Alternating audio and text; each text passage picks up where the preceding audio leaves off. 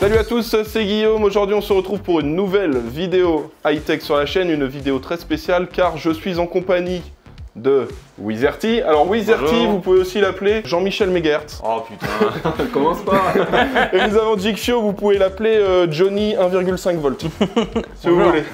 Et aujourd'hui, si je suis entouré de ces deux énergumènes, c'est pas pour rien, nous allons parler d'overclocking à l'azote liquide. Donc c'est ça, alors c'est un sujet que moi je ne maîtrise pas du tout, donc j'avais jamais fait ça, j'ai découvert avec toi. Jixio, ça fait déjà quelques années qu'il en a fait, d'ailleurs tu en avais déjà fait avec Wiz aussi. On avait fait des tutos avec Jixio, comment overclocker sa carte graphique, comment overclocker son processeur. Pour débuter, on avait essayé de rendre ça accessible à tout le monde. Mais là, on va vous parler de quelque chose d'un peu plus extrême. Alors, Wiz, tu vas nous parler un petit peu de ce qu'est l'overclocking à l'azote liquide. Déjà, qu'est-ce que c'est que ça? Comment ça fonctionne? Qu'est-ce que l'azote liquide? Alors, ce qu'on appelle un godet. Alors, pourquoi est-ce qu'on met un godet? Il faut savoir que quand on fait de l'overclocking, ce qui est très important, c'est la température du matériel. Plus le matériel va être chaud, et moins il va être capable de monter en fréquence. Et nous, pour avoir les plus gros scores possibles, pour essayer de faire des records du monde, etc., on a besoin de grosses fréquences. Et donc, pour ça, il va nous falloir du froid. Donc le froid, le meilleur moyen de l'avoir, c'est l'azote liquide. Ok. Donc dedans, ça descend à combien l'azote liquide? C'est combien la température? moins 196 degrés Celsius. Ok. Alors montre-nous un petit peu donc comment ça se passe. Donc là c'est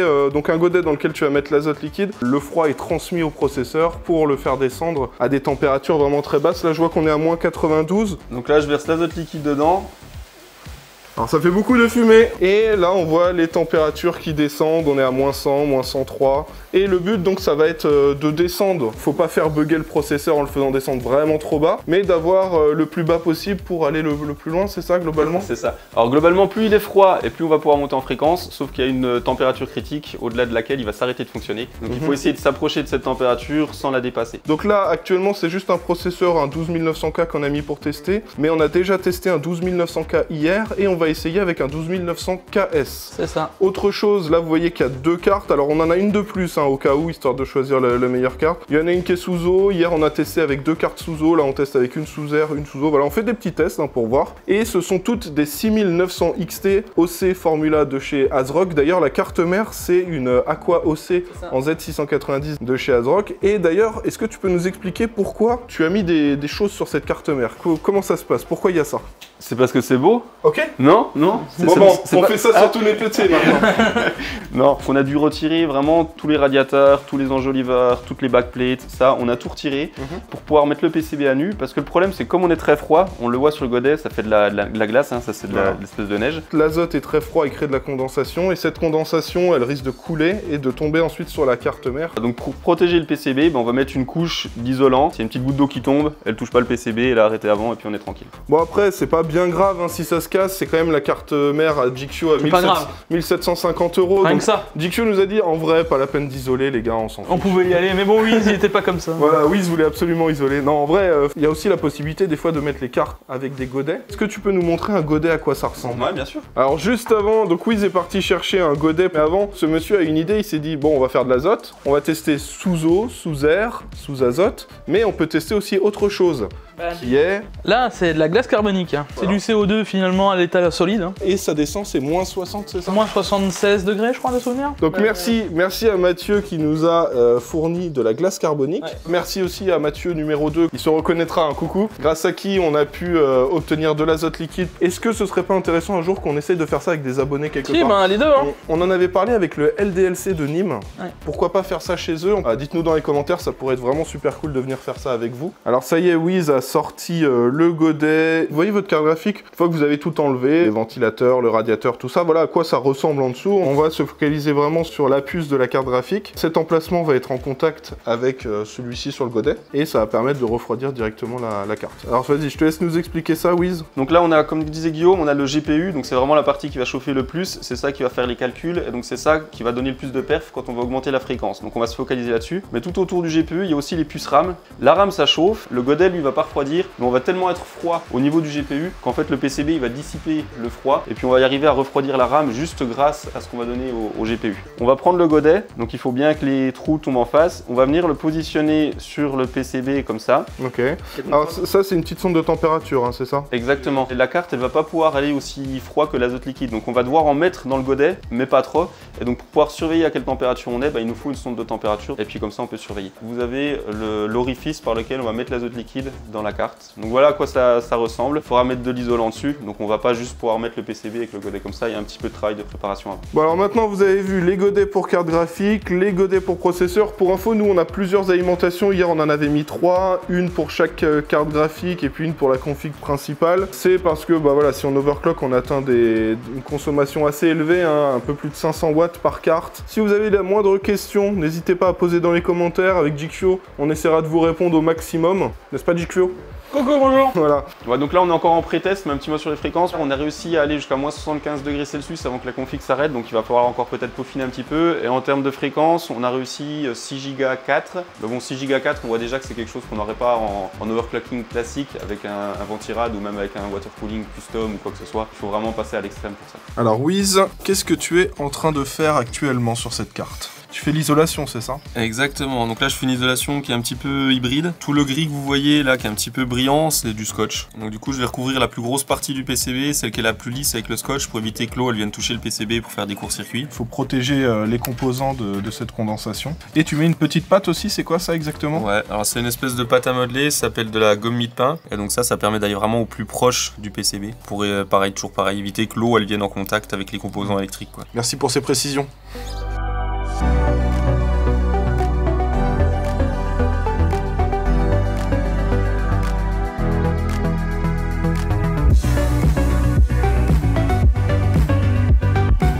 Bon les gars, tranquillou en train de bencher là, on est toujours sous air et une sous eau. On va vraiment pouvoir envoyer du très sale parce que maintenant j'arrive à cloquer les deux cartes. Je vous laisse juste voir les premiers scores qu'on sort, là c'est juste comme ça for fun. Et on est déjà à 45 000 points, 46 000 points. Oui c'est parti en mettre une sous froid, on va rigoler 0. Moi je vais continuer de cloquer vite fait les cartes, après je vais prendre ma douche, j'en peux plus, ça fait une journée que je fais que ça. Maintenant ça score, maintenant ça rocks.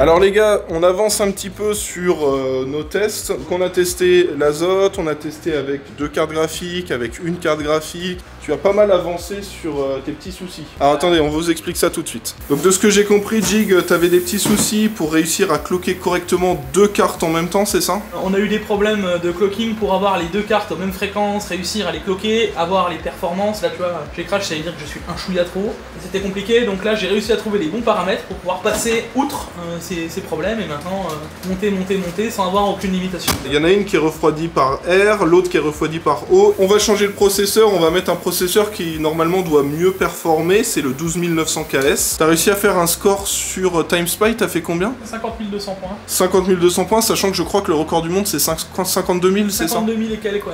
Comment tu configures la carte? Tu passes pas uniquement par le logiciel d'AMD, donc t'as un logiciel qui s'appelle More Power Tool, hein, c'est ça, tout à fait. Je vous préviens, vous pouvez abîmer votre carte hein, en fonction des réglages que vous allez faire, sachant qu'il a trouvé des petites techniques avec ce logiciel pour aller encore plus loin que ce qu'on voit habituellement actuellement avec ce logiciel et qui permet de gagner encore plus de points. Je vous préviens, hein, si vous maîtrisez pas forcément l'overclocking, n'allez pas là-dedans parce que avec des petits réglages, on peut très rapidement endommager la carte. La carte est en roue libre pour total. Là, celle sous air, elle en consomme déjà quasiment 500. Il faut déjà avoir un bon refroidissement, c'est pas n'importe quelle carte non plus qu'on a. Ouais. On est sur des 6900 XT aussi Formule 1, hein. C'est vraiment prévu pour l'overclocking ce genre de CG. On vous tourne ça un petit peu en mode vlog. Là, on va se faire une petite pizza, on va enlever le 12900K et on va mettre le KS. Et on va passer aux choses sérieuses avec une carte aussi sous azote et une carte sous eau. Bonne chance, Jikfio. Merci.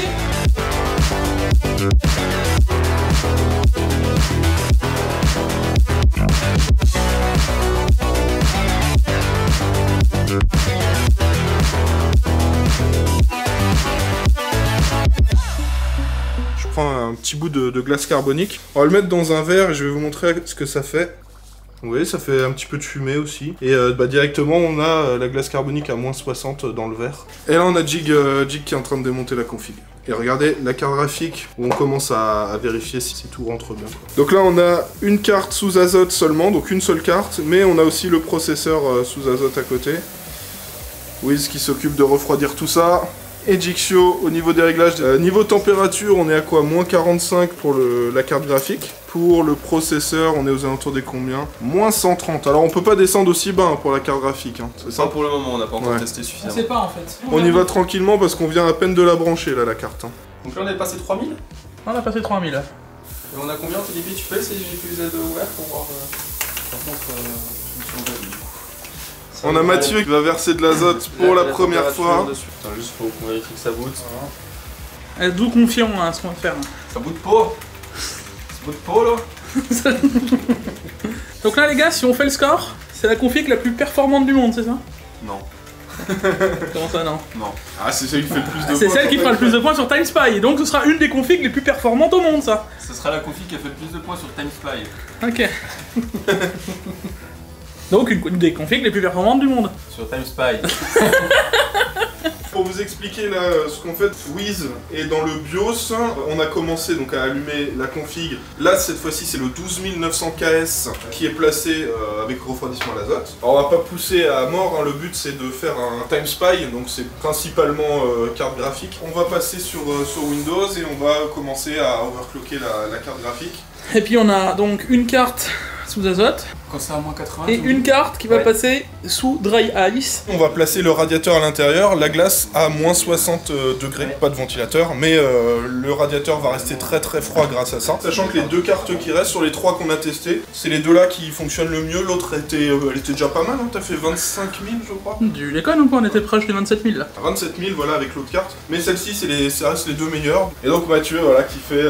qui refroidit à l'azote liquide pour la première fois. Donc nous remercierons Pringles d'avoir soutenu... De nous avoir soutenu psychologiquement. Plus sérieusement, on remercie vraiment ASRock, parce que bon, pour le coup, sans eux on serait vraiment dans la sauce. ASRock ils nous ont filé les cartes mères. Alors ils en ont filé la Aqua OC à Jikfio.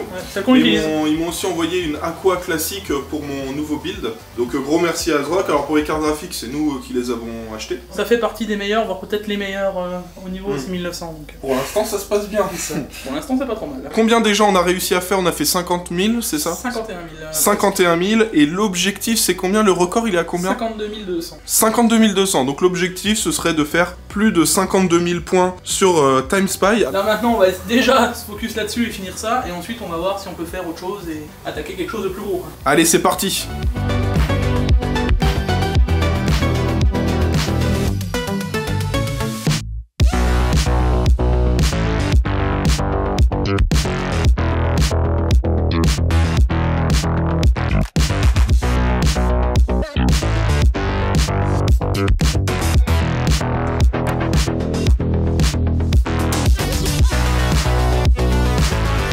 Bon, première étape, donc là on a monté au fur et à mesure de 100 MHz par 100 MHz le pros. Là on en est à 6,7 GHz, ça passe, hein. Niveau point, 5643 sur Cinebench R15. Pour l'instant ça va, ça réagit plutôt bien. C'est parti. Donc là 6747 MHz. Non, là il a pas aimé, donc en gros on est à peu près à 6,7 GHz. Ça donne quoi au niveau des... Ah là tu lui fais augmenter les tensions, c'est ça? Ouais, là il a pris 6,7 sans aucun souci. Ça pique.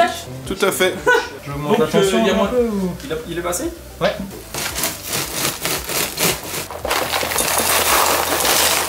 Bon, tu nous prépares une petite soupe, Wiz? Une petite soupe à la dry ice. Allez. Monsieur Wizarty, qu'est-ce que ça a fait avoir été dans sa vie record du monde d'overclocking sur HWBot? J'ai été record du monde? Oui. Je pose la question, c'est pour un ami à moi qui n'a jamais été dans cette situation. Il y a des gens qui n'ont jamais été recordman du monde? Eh ouais, il y en a. Mais comment ils font pour vivre? Ah, ils le vivent bien, tu crois? Ça va.